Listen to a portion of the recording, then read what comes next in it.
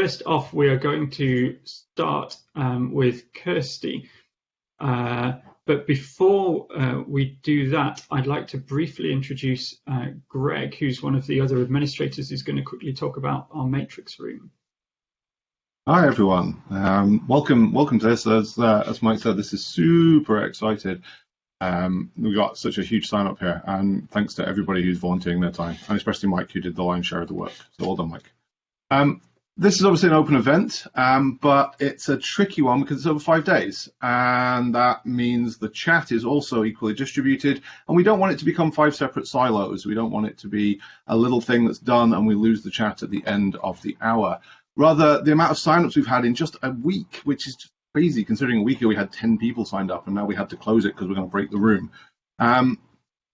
That's amazing, and it suggests to me that there's a demand here for more and for talking about this issue more over the long term. And I hope that we can start to build something of a community that shares where they've got to and how they've solved various problems, and we can exchange ideas. To do that, we need somewhere to chat that is long-term and persistent and where we can have discussions. And the obvious choice to me for that is a tool called Matrix. Matrix is an open source protocol for decentralized communications. You can think of it as the voice and chat equivalent of email. That is, anyone can run a Matrix server and participate in the network in the same way that you can run an email server. So this is a natural way to do it, if you ask me. So I've set up a matrix room. You should have already had the URL multiple times. If you can't find it, let me know and I will give it to you. I'll happily put that link into BlueJeans chat in just a moment once we get started. I would love it if we can have the chat and the Q&A in the matrix room so that it persists past the end of this BlueJeans session and also outside of the recording as well. Thank you, Mike. So that's my goal, is to try and keep things moving and for us to form a bit of a chat group over the course of the week. You'll also find a poll in the matrix room for what to do with Friday. We're not sure if we want to run an unconference or a panel session or something like that. So there's a little widget there where you can put your thoughts into what we should do with our Friday time. But other than that, yes, if there is anything going on in Matrix, that's great. If there's anything going on in the BlueJeans chat, I will relay it to Matrix, so we've got it in one place. So don't worry if you think, oh God, I put that in the wrong place. Don't worry, I'll handle it. Fine. But otherwise, yeah, let's see if we can make this work, because I'm excited to see what we can do with that as a platform. Okay, I'll be quiet now. Thanks very much. Fantastic, thanks, Greg. So without further ado, I'd like to introduce Kirstie Whitaker, who is the lead for Tools, Practices and Systems research program at the Turing Institute, and has a fantastic resume. It's intimidating looking through it. Chair of the Turing Institute's Ethics Advisory Group, Fulbright Scholarship alumna, 2016-17 Mozilla Fellow for Science, and 2016 Global Thinker for Foreign Policy Magazine. So without further ado, I'm going to hand over to Kirstie to kick us off for the week. Thank you so much. Thank you. Yeah, it's really fun to be here and be here on day one. Can you see all of my slides full screen? Yes, we can. Fantastic. Excellent. So this project, the Turing Way project, gets bigger and bigger and bigger because we have a community of so many people who are making it such a special resource.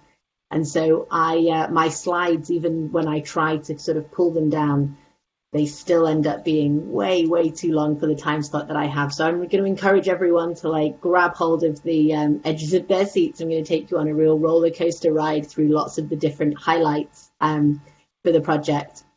Our goal is to empower researchers in reproducible, ethical, inclusive and collaborative science. And it is an open source book. The Turing is an open source book project. We involve and support a diverse research community to ensure that reproducible and ethical data science is accessible and comprehensible for everyone. And because I have a tendency to overfill my talks with far too many slides, I really like to put my acknowledgements up front. So the Turing Way is both a book, it's a community though, it's an open source community, it's a global collaboration, and it is also just a huge, huge amount of work. And so I like to start off by saying thank you so much to our 250 or more contributors. These are some of their faces from our contributors table, using the emoji key to highlight just how many different types of contributions that they can have. And I like to also spend a slide acknowledging Dr. Malvika Sharon, who is our community manager and I hope soon to be the co-investigator with me leading the Turing Way project. This is a quote from her that no one can change research culture on their own. Scaling our community by empowering all of you to participate is how we'll change the world. So let me tell you just a little bit about me. My background is that I did a PhD in neuroscience, and I was exceptionally skilled at finding results in the opposite direction to the published literature. So not just null results, everyone's quite good at finding null results, but I was good at that, and also finding results that were particularly difficult to publish. And that's what led me to sort of really caring about open science, open research, reproducible practices, because I noticed the publication bias that existed in the literature. I love this picture. It's getting a little bit old now, but it's me using Docker on my Windows laptop for the very first time. Chris, who took the picture, was also the person who was leading the tutorial, so I'm very, very grateful to him for getting me up and running on that. And it's really inspired me to think about how difficult it can be to start with certain practices, but how powerful they are once you have those there. So this is just a picture from a talk that I gave a drawing sort of me in a talk that I gave a few years ago. And I think one of the things I want to highlight is that although reproducibility can often be sort of talked about in terms of technical skills, it's actually it's the humans of the research, it's the humans who are the researchers that actually make reproducibility so challenging to implement. And so this is an example of a barrier to reproducibility that I like to call plead the fifth, which is why would someone give evidence against themselves by making their work more transparent, by sharing their data or sharing their code. And that's a cultural, structural change that we have to make it okay to be human, because everyone, in fact, makes mistakes. It doesn't super matter to me what words you use when you talk about reproducible. Some people will think of reproducible as repeatable. Some people will flip the order of reproducible and replicable here. All that matters to me is that when we're talking about the concepts, we know that we're talking about the same concept. So for me, when I use the word reproducible, I mean that if I give you the exact same data and you follow the exact same analysis steps to do that, whether that's by hand in a lab, following a lab notebook, or whether it's with research code and potentially in the same software environment, you should be able to get the exact same results as me. If you have a different data set, but you follow the same steps, you should be able to get something that is qualitatively the same. You have replicated the findings. If some of you code in R and some of you code in Python, for example, you might want to take those same conceptual analyses and implement them in different programming languages. You might make some different choices along the way. Different machine learning frameworks, for example, will have a lot of implicit assumptions that are sort of hard-coded into them. And so getting qualitatively the same result, it doesn't matter if it's not quantitatively the same, but qualitatively the same result on the same data, I think helps you to think that you have a robust finding. It's not a brittle finding that is very susceptible to those decisions. And then I think we're stepping towards the ability to generalize some of the work. And that's really the goal. The goal is to make sure that you have something that can go outside of your specific data set and the specific steps that you have implemented. And there's lots and lots, unfortunately, there are lots of barriers to reproducible research. And I mentioned plead the fifth. I've mentioned a little bit that there's this publication bias in the literature that makes it hard to publish things that go against what's previously been shared. Sometimes research might be held to a higher standard because they've shared what they've done. Someone might go and have a look rather than just having to trust the researcher who submitted that work. There are cultural elements about it not being considered for promotion, so it becomes a lot of work. Selfish reasons why someone would do it.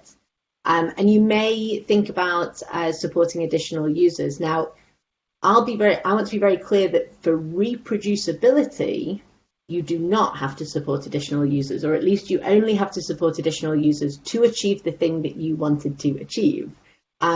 But as this week is all about open practices, I want to encourage you to think about the differences between reproducibility, which I think is good, and openness or open source or reusability, which is a step up from reproducibility.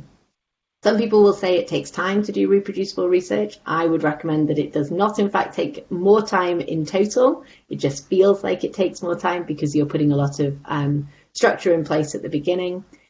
And it does require some additional skills and a change of mindset. And that's where the Turing Way comes in, because this is where we've been doing a lot of thinking for you, or with you and with our community, around where and which time points around the research lifecycle do you have to be thinking about reproducibility? And it's actually, upsettingly, all of them. They are all part of this continuous development of scientific progress. And it can feel really, really overwhelming, but this is where we're here to help. And so the book is a Jupyter book. It's available online. This is a screenshot from the page. And in our guide for reproducible research, you can see all the different chapters on the left-hand side. And we have lots and lots of guidance around version control, research data management, reproducible computational environments, so things like Docker, or using, for example, pip freeze or Conda environments to capture the versions, testing your code, and then also taking you up to potentially running continuous integration or continuous analysis protocols. And Becky Arnold, I love this. This was a photo that was taken a while ago. Becky doesn't like having her picture shared around the internet. And also, this was before Zoom managed to get working properly on Linux laptops. And so this is how she would appear in our Zoom calls. And so it makes me laugh to use this picture of her. But she wrote a lot of the original chapters for the Turing Way back at the beginning of 2019. And this is a quote from her that actually it's if you already know how to do continuous integration, it can be really difficult to remember just how many steps sit underneath that. And almost everything requires you to use version control. So if in doubt, may I ask every one of you here, if you do not know how to use version control, please consider checking out our chapters and seeing if it's useful for you. And if you do know how to use version control and you want to make a change to that broader research culture, please consider helping somebody else to complete their first pull request. And that takes me on to this distinction between Git and GitHub, which I think is one of the biggest barriers that people have to overcome when they're first starting with these different practices. Git is the software that allows you to track changes, to see what has changed between different files, and it's distributed so these three people can all work together. And GitHub is a platform that sits on top of GitHub, on top of Git, and allows you to have collaborative conversations about that work.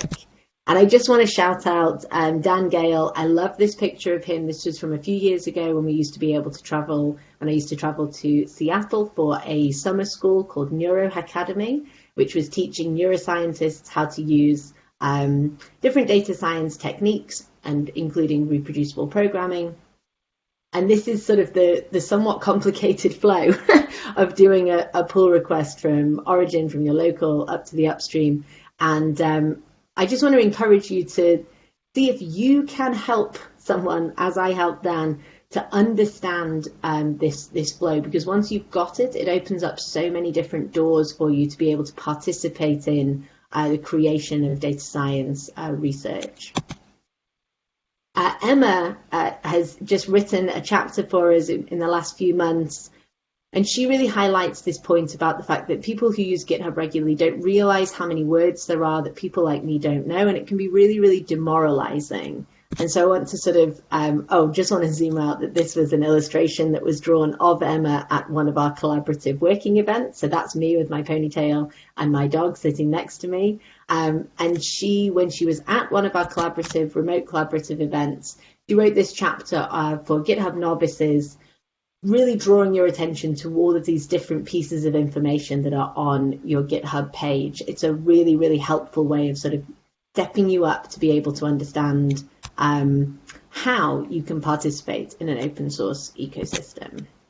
I want to highlight right here that I'm no longer in the reproducibility guide. I've moved to a collaboration guide, and that's the big distinction, that reproducibility uses Git, But GitHub is a collaborative platform to allow you to work either with yourself over time or with others. So thinking about those the barriers that we faced and how structural a lot of those barriers are, we expanded from the original version of the book, which was focused on reproducibility, and we got some additional funding to start to build out guidance and support for people who want to think about how they can manage their project, how they can design it, how they can communicate the project, how they can, I've just got to move your faces because you're in the way of my little screen, how they can work ethically with each other, and also, and this is sort of my great passion, how they can collaborate with each other. And there you go. And there's an awful lot more to collaboration than you might think. Do an exercise at some point when you're chatting, saying, what does it mean to collaborate with people? And I will sort of, a lot of people will think about the fact that you have some exchange of knowledge. You might have different teams coming together to to work towards a common goal. But actually, you also need to be thinking about treating each other kindly, building diverse teams, having an inclusive workspace, whether that's physically in person or whether that's virtual, and making your project explicitly open for contribution and protecting the people when they are there with a code of conduct. And so what I want to sort of encourage you to think about is that even if you haven't designed a culture for your project, even if you haven't sat down and really sort of thought out how you want people to feel when they join the project, every project has a culture, just sometimes you haven't thought about it. It's a default culture. And these are a couple of different points to think about of whose work is valued. Do you particularly value lines of code being contributed, or do you value the people who send minutes around after meetings, who check up on actions? Do you value the people who perform glue work, who translate jargon between different teams, who make sure that knowledge can be shared effectively with people who have different backgrounds? And if you haven't heard of A Tyranny of Structurelessness, I really encourage you to go and have a read of that. It's an essay from the feminist essay from the 1970s, but it really talks about the fact that if you don't design a space to be inclusive, you actually build exclusion barriers by default. And many, many of you will have seen this blog post that talks about Abraham Wald, who was a statistician who moved from Germany to the United States during World War II. And he was tasked with the question of where to put armoured plating. And what you see on this illustration here are the bullet holes in armoured plating that came from bombing aircraft. And Wald's insight was that the armour doesn't go where the bullet holes are. It goes where the bullet holes aren't. It goes on the engines, because those are the planes that are not coming back. Those are the planes that are missing from our data. And so my encouragement to you is to think about whose voices are missing in these spaces, in your meetup groups, in your friend groups, in your social group. Who do you read? Who do you talk with? And it's open source coding events through the year. The link that I've got down at the bottom there is to this piece that Olivia Guest and I wrote. It was published last year, called Broken Science is Broken Science. And if you're keen to think a little bit more about how homogeneous groups of white men, such as those in this unsplashed photo, it's not people that I know, how they can sort of cause and perpetuate damage inside of our communities, I'd encourage you to have a look at that article. I'm coming closer to the end, I hope. Yeah, I'm still going really fast, but I'm doing it. I want to highlight that at the beginning of this week of open practices, that the word open means so many things that it actually means almost nothing, almost nothing at all. But I do think that the purpose of open scholarship is to perpetuate and improve the world in terms of thinking about making it more inclusive, to increase its diversity, and to build equity across the system.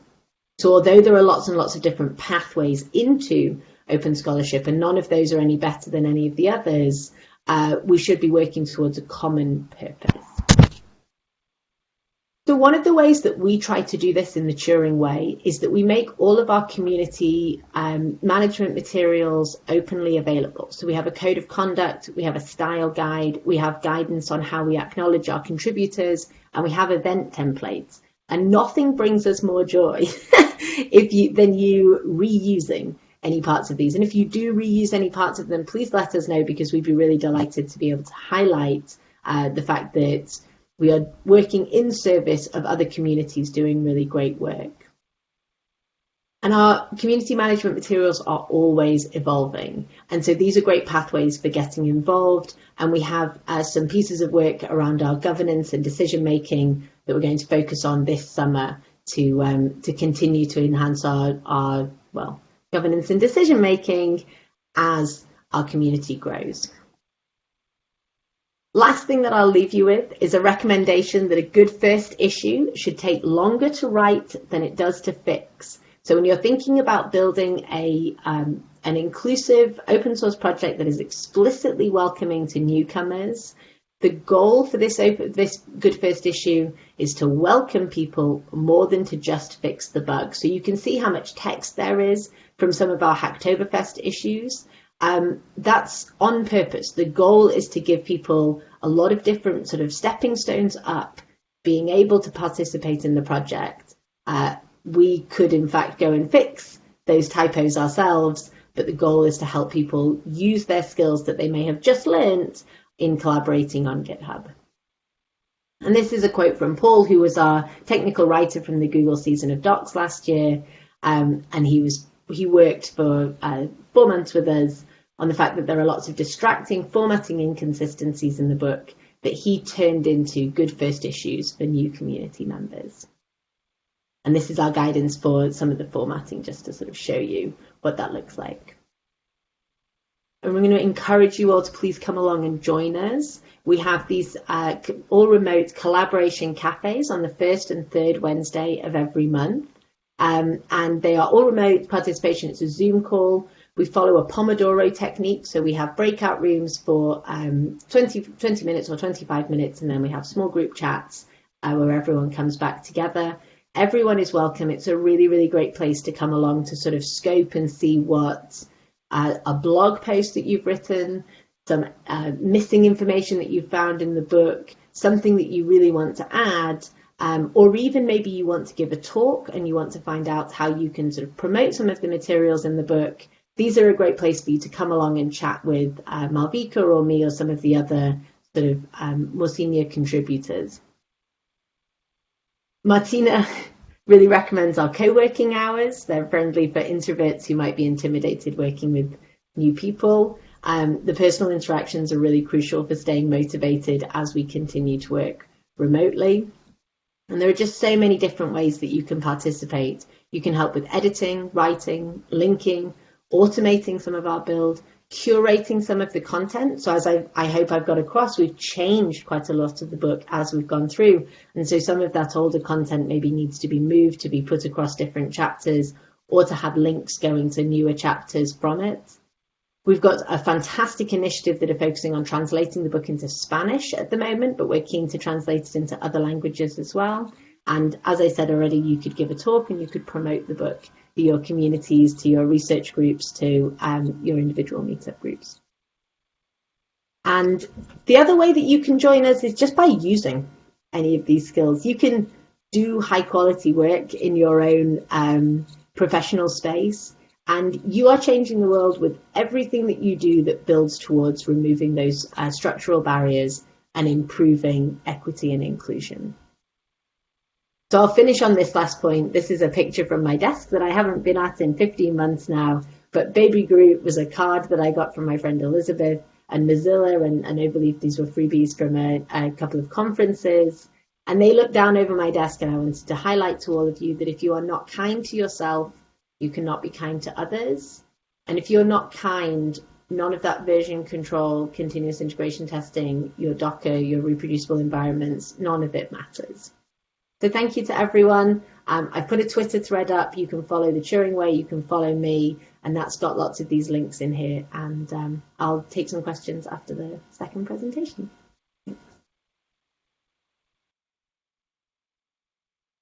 thank you very much, Kirstie. That was brilliant. Yeah, I've dropped some links to some of the things, the Turing structurelessness and the sort of being glue in the Matrix chat. And if you have questions, please add them either into the chat with Blue Jeans or into the Matrix room, and we will get onto those to the end. So our next speaker is Saber, who works at Lutra Consulting. So moving from the not-for-profit academic sector into consulting and for-profit. And I'm not entirely sure whether he's aware of this, but Saber's got a place close to my heart. As around about 10 years ago, he very kindly introduced me to the world of open source at a geospatial open source conference. And I used to work in the same organization as Saber, but at opposite ends of the country. And when I arrived at the conference, he was incredibly welcoming and introduced me to lots of people, and it definitely changed the way I think. So I'm really looking forward to hearing him speak now. So I shall hand over to you, Saber. Hi, good afternoon, everyone, and thank you very much, Mike, for your kind words. Brilliant. Let me share my screen. And can you all see my screen?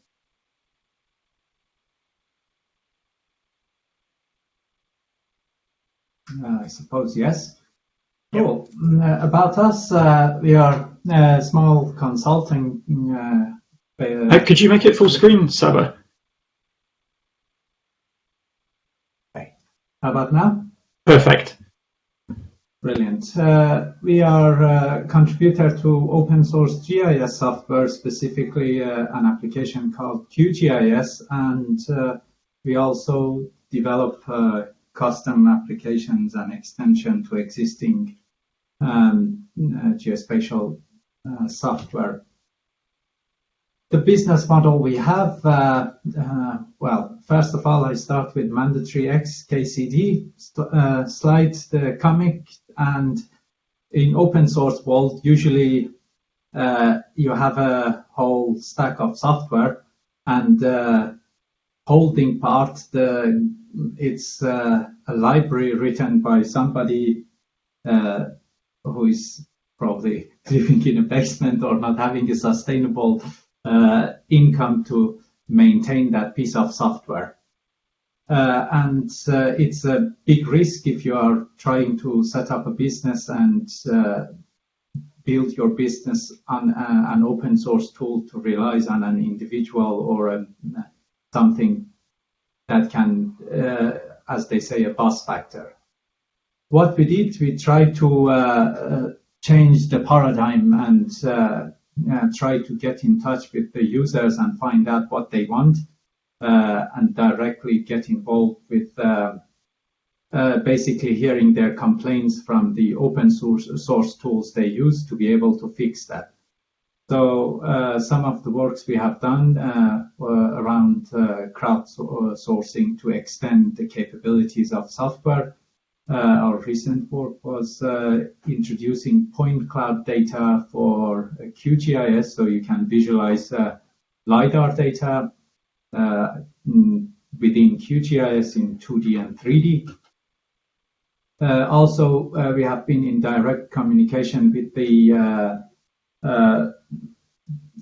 other software vendors who have been using GIS as a platform to present their data. And on this side, it's a flood visualization tool, and we introduced something called MDAL library, mesh library within QGIS, so that you can use hydrological and hydraulic and meteorological data with the temporal aspect directly within your QGIS session. In addition, we have started again providing to local governments some sort of service level agreement so that we directly fix the issues they have with the software, and providing support and training. So this is from the side of us trying to make money out of open source. But on the other side, it's a bit foolish just to try to make money out of open source and not contributing back. So what we did was directly sponsoring the QGIS software.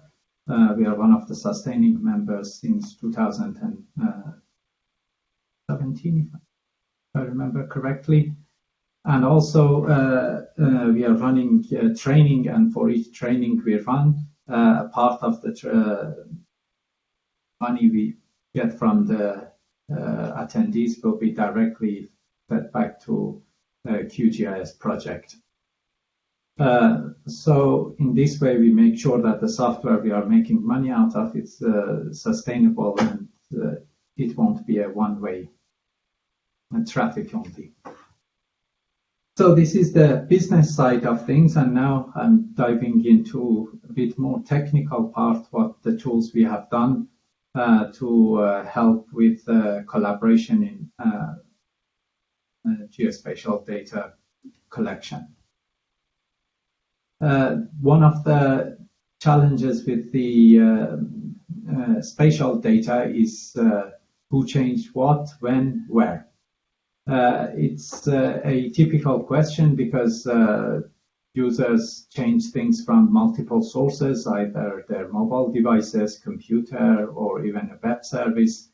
And all these changes need to be consolidated, and you need to track changes, version data as well. If you think of, for example, a table, SQLite table or a PostgreSQL table, you can have the original table, somebody makes some changes, editing a part of the data or adding to it, and then you can create a change set. So we got inspiration from Git, and we created a low-level library called Geotiff to handle those kind of changes. So it compares two tables, spatial or non-spatial, and then it creates those change sets, and it applies the change sets to the file. So in this case, for example, you have multiple users, it will get changes from both users, and it will consolidate it into one final one. The library called Geotiff, and it comes with a command line, so you can compare two tables, to SQLite tables or Postgres tables directly using that, or you can use Python module. It's available from pip. You can install that, and if you want to integrate it in your own application, there is C APIs for it as well. And as I said, it supports the two popular databases, both spatial and non-spatial, SQLite GeoPackage, which is a popular GIS database based on SQLite, and Postgres with PostGIS. But this low-level library is not really useful if you want to deal with data, and as Kirstie said, it's more like a Git, and you need to wrap it around some sort of user interface, and also you don't want to expose all the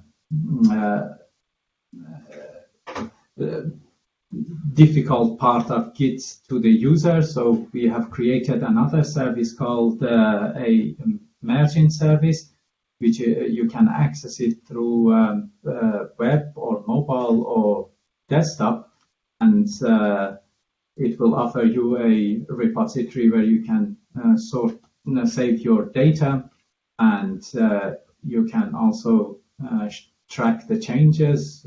So the question who changed what, when, you can easily see it within the web interface.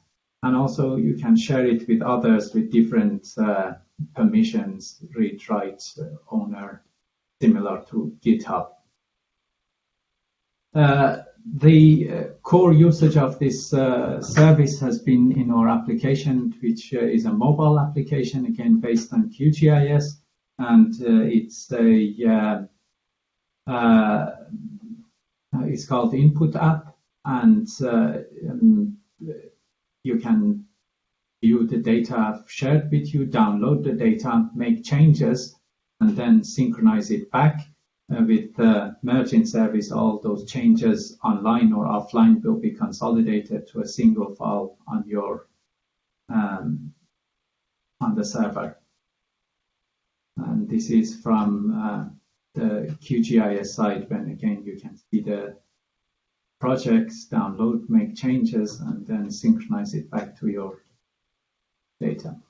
And I'm pleased to announce that today we have open source merging as well. If you think of merging, it's equivalent of GitHub, so you can run your own server and well, more like a GitLab, which is open source. So you can run your own service and connect to it and store your data.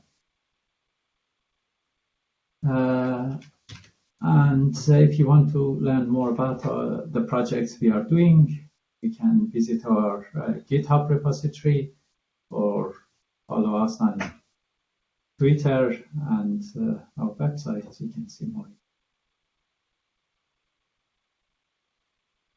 Hey, that's me. Fantastic. Thanks very much, Saber.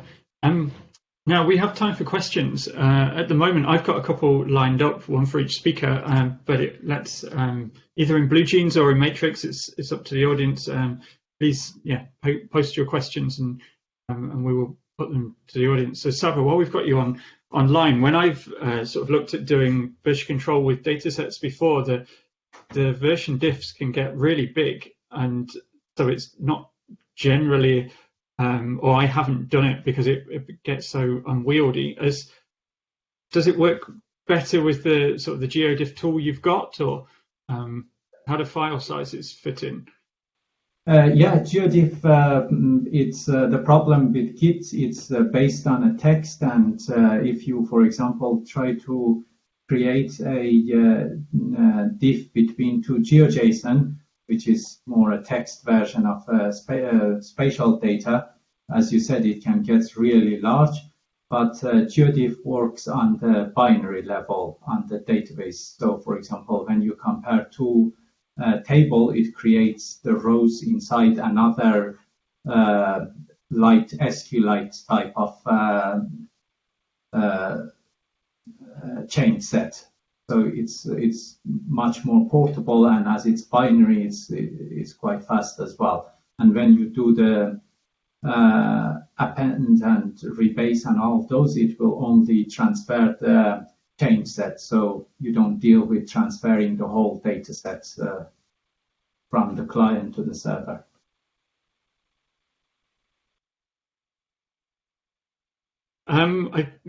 That's fantastic. That makes sense. So I'm busily reading chat and questions at the same time. Kirstie has, in the Matrix room, has posted the chapter in the Turing Way on versioning data as well, which definitely be something for me to have a look at. Greg has asked how you give back or pay back to the sector when there are competitors involved as well. So as a business, you're obviously not the only people who are doing sort of service level or support agreements. So how does that work in something where you don't necessarily have a captive audience? As I said, our business model is based on open source, and we are targeting organizations who don't want to be locked in on with a specific software vendor, and by offering that, they are more likely to come to us than going to our competitors who either have a hybrid solution or offering the software we have developed. So it makes sense. It's a kind of marketing ourselves in this area. So it's more of a collaboration as well rather than competition. Okay, fantastic. I got a question for Kirstie, although it looks like I've got a very long answer in the chat, but I'm happy to ask it again. And so this idea of how do we, when you arrive somewhere where there is no culture of version control in an organization, how do you begin that? because when we are, I suppose, when we're working as developers or data scientists without version control, that has a huge cognitive load. So the idea of learning something new, i.e. Git, in order to reduce your cognitive load is maybe just seems like a leap just too far. I don't know if you'd be happy to saying something probably quite similar to what you've written in the chat there, Kirstie. Yeah, I can totally expand on that. So the culture change is super hard because, like, at some point you've got to change culture, and that's like that sort of inertia of. I think I said in the chat, I use this phrase like a local minimum. Like, if things are working, they're working okay well. It's very, very difficult to get motivated to change that. And if I have there are sort of spicier talks that I give where I basically say you've got to like dismantle capitalism. Like, your answer is the way that you get people to use version control is that you dismantle capitalism, right? But what you actually need to do, what I mean by that, is you have to change this idea that sort of individuality or individual teams being better than others is the ultimate goal.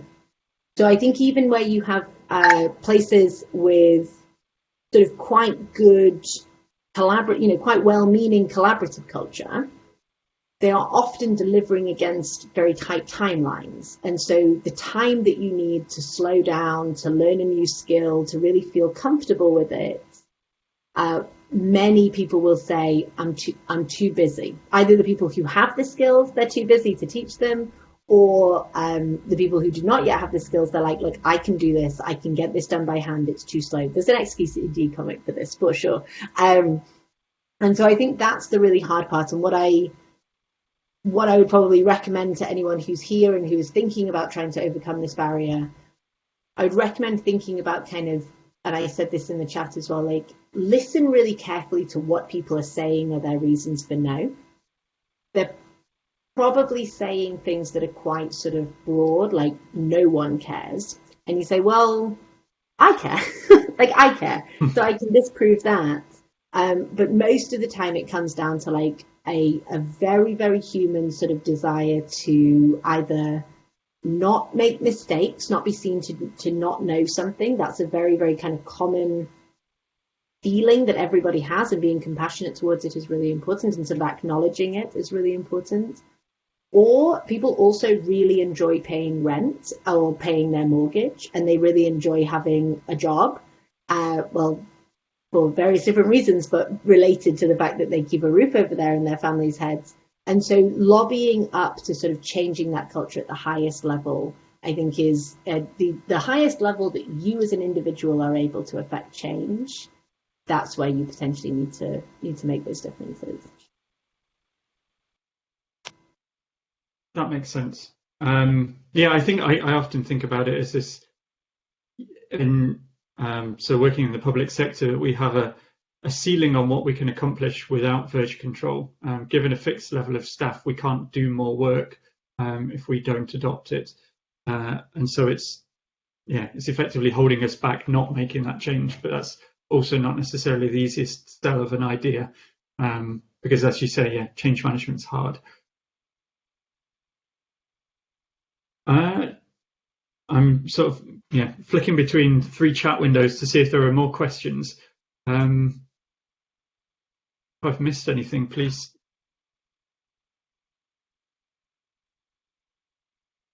I don't believe so. I think we've got them all, Mike. Fantastic. Okay then. Where's my list of things I'm meant to do at the end? Great. So I'd really like to thank both of our speakers today. Enormously different talks from very different areas of work, and lots of things for us to all take away from. So fantastic. Thank you so much to Saber and Kirstie for coming along.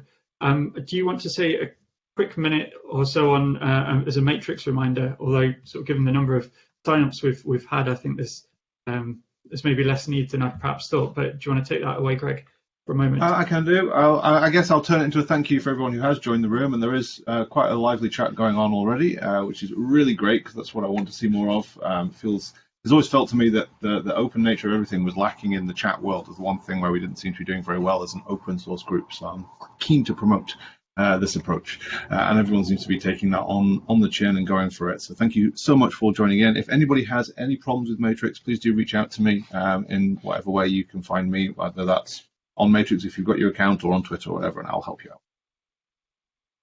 Fantastic. Thanks, Greg.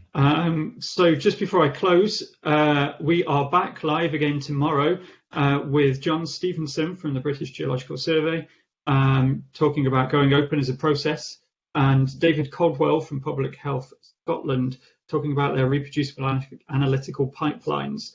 And that session will be hosted by Sam from PyData Edinburgh, who is lurking somewhere in the chat at the background. So thanks very much to both of our speakers again, and we will see you tomorrow.